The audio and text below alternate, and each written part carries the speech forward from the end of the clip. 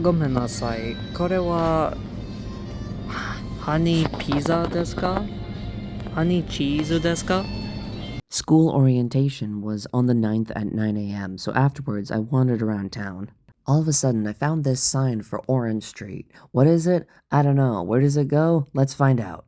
Now, I forgot breakfast this day, so by this point, nearing lunchtime, my stomach was making the rumblies that only hands could satisfy, but I couldn't find hands. So I went to Yoshinoya. The menu was majority beef bowls and beef something or other, but there were a few vegetarian options, and what I ordered here was their unaju, which is grilled eel over rice, which of course was like 3 times the price of the other stuff. The meal was done within 90 seconds of me placing the order, so this didn't feel great for a 1200 yen price tag. But this was definitely good as a one-time treat. Yoshinoya, done. I stumbled upon Patisserie Ordinaire, a chocolate and pastry shop. This was not on my list of places to visit, but fellas, it was so worth exploring. It was rich, it was decadent, yet it was also subtle, and it was creamy, and it was pleasant. I thought at first the paste in the middle was peanut butter, but it didn't really taste like peanut butter. So maybe it's a hazelnut or almond. I don't know. All I know is that it was delicious and I couldn't stop. You better go there now.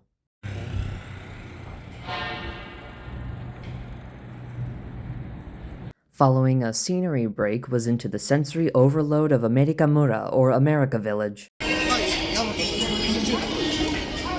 Further on the list was Aisudogu, famous for selling ice cream in hot dog buns. I mean this in the least slandering way possible. This is very much a tourist's restaurant, what with all the signatures and posters and advertisements and the like. I ordered a mixed ice cream hot dog bun and a melon cream soda. If you see by my reaction, the bun was still piping hot, so I went for the soda first. I'm definitely falling in love with melon cream soda. I stopped drinking soda back home, but something about the Japanese melon soda is just doing it for me. As for the ice dog itself, it wasn't really much to write home about. It wasn't awful, it just wasn't quite that special, and the mix of temperatures was way too stark. While the bread was very clearly donut, and I respect that touch, this just wasn't for me. Ice dog, done. Next on the list was a clothes store called Sexpot, which of course I had to see. How could I not with a name like that? Sexpot, done. And I guess I haven't eaten enough on this trip, because next was a vegetarian Indian restaurant called Shama that was down in a basement. I do like that they had vegan alternatives to dairy-based dishes, and I wanted to give it a try. I ordered the tofu and spinach curry with a side of basmati rice. I ordered it as just a little spicy because I didn't want to be overconfident just yet, and there was hardly a kick at all, so maybe if I come back and have another 1800 yen to spend, I can ask for medium or even extra spicy. But that is wholly a me issue. I still thoroughly enjoyed it. The way that all the different spice blends just melted in my mouth together was absolutely phenomenal. Even the basmati rice had a nice fragrance to it and just a very slight extra spicy flavor.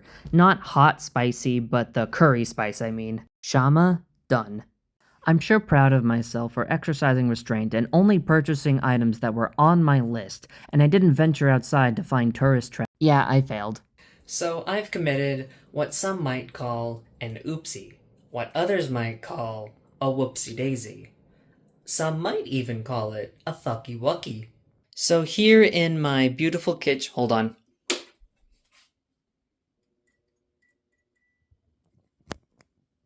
So here in my beautiful kitchen, you can see I have purchased exactly 2 pans.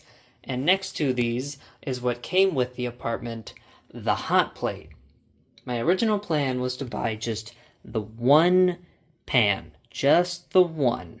But I noticed when I turned on the hot plate,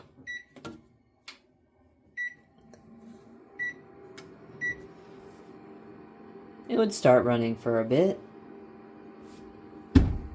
And if you'll notice by my lack of reaction, it just wouldn't heat at all. It would just be running, nothing. Even with the pan on it. Now hear that? It's starting to make noise. It's vibrating ever so slightly. Now, I was trying to troubleshoot what on earth was going on. Am I misunderstanding the labels? I had to use the, forgive me for using Google Translate, but the Google Translate camera feature in order to figure out what was going on, but still nothing. Fellas, it is as room temperature as the day it was founded. And eventually it shut off, and eventually I had to bite the bullet and commit a crime that I hate committing, looking to see who asked before me on Reddit. Now, it turns out, what some of you eagle-eyed viewers might have noticed, or even just people with basic situational awareness that I clearly do not have, a little flame icon in the corner, ga su, I believe ka. No, gas fire. While this one says gas su fire and IH induction cooker, as well as some other kanji I have yet to learn. And this is an induction stove. Now, don't ask me how, but somehow this only works with, like, cast iron or some stainless steel. Alright, hand on. It's making different noises. Maybe it'll work if I don't put my hand on it. Fellas, there's a slight temperature difference. What if I just, like... just as proof that something's happening. Okay, so the plate itself is not very hot, but if you look very, very closely, there's like hints of steam coming up, and the plate is quite warm too. Fellas, we can cook. This is a very exciting clip we're about to go on, even more exciting than the kitchen saga. We're now in the laundry saga. Not only is this a new washing machine in my first ever apartment, it's a washing machine in a language I am not that fluent in. Even better is, I bought laundry pods. Where do they go? Okay, I know what that one is. Stato, and some other bullcrap. Start, the course, dry,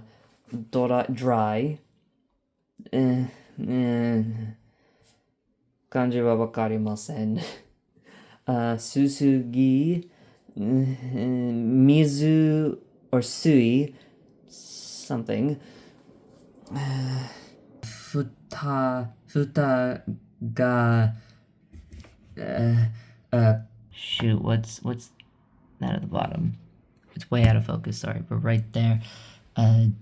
Child lock, okay. Sukeoki, speed. Is there something up here, maybe? Mizu, Seisa, Caesar salad, I guess.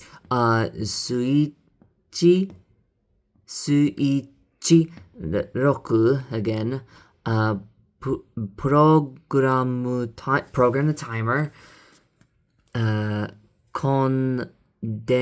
Condenser, motor, plug. We don't have plug. Is it you? Is it you? Are you? Oh my god, we did it! I think we did it. Now I just need to figure out what these say. One is probably bleach and one is probably laundry. Gambatemashita.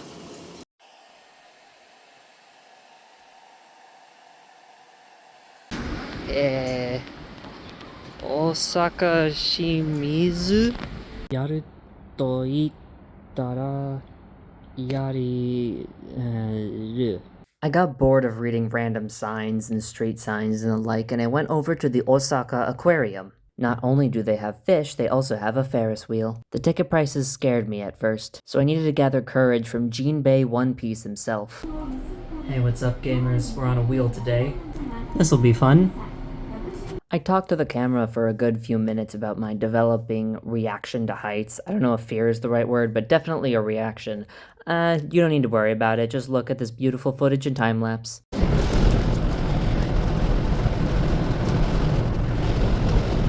Eventually, I mustered up the strength to purchase a 2,900 yen ticket to the aquarium, and I ventured inside.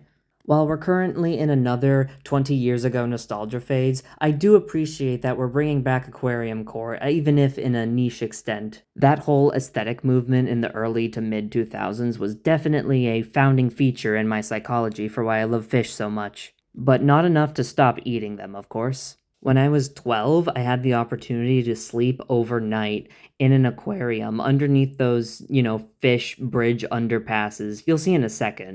This kind of place, and just watching like the dark blue lights illuminate the room, the texture of water on the floor, and all the bright, colorful fish. I really loved The Little Mermaid when I was a little baby girl, too. I've always been drawn to the ocean, but can never quite escape the land, much like this fish can't escape its net. The sight was beautiful, and all I had to endure was a mass of different languages arguing with each other. I don't know if anything I could say could add more substance to the aquarium as well as the above-ground nature exhibit. Just watch.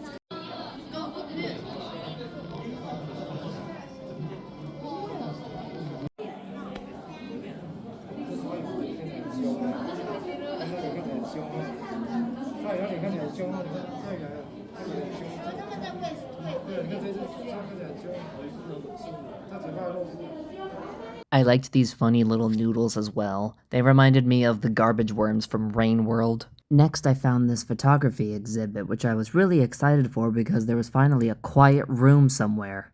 And also to look at the pretty pictures, I guess.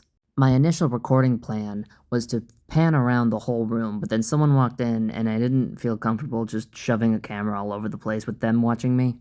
And now we take a jellyfish break.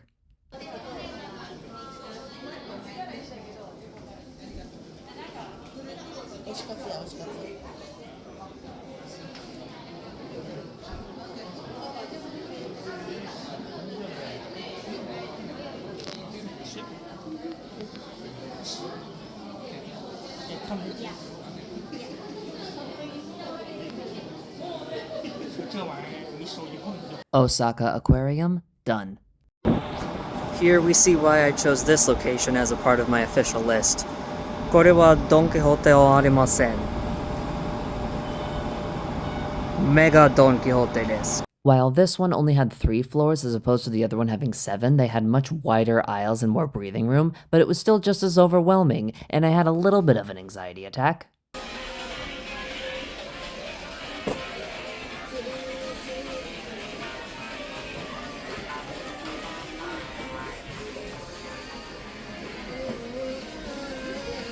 Mega Don Quixote, done. Once I calmed down, I went over to a nightclub with some earplugs. But for the first hour, they were closed for a private event, so I went somewhere else. While Voyager Nightclub was not on my list, that's totally fine. I had a really good time hanging out here. And I had a nice conversation with a young Korean man. And I was nearly led astray by an Irish pub before I remembered the luxurious Crazyland. It was dead empty for a Saturday night. Crazyland, done.